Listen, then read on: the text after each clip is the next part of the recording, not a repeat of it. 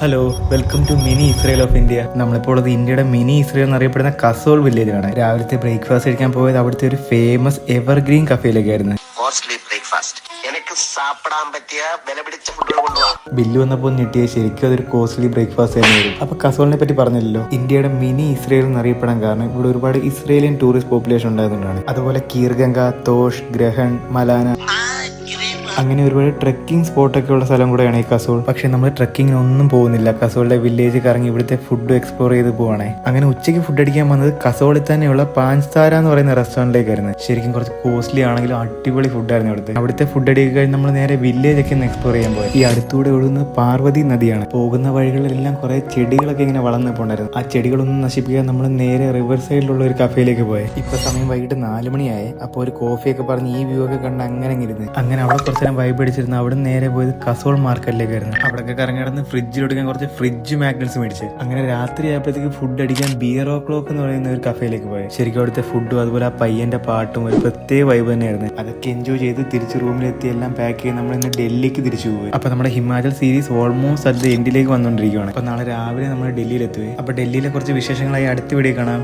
By.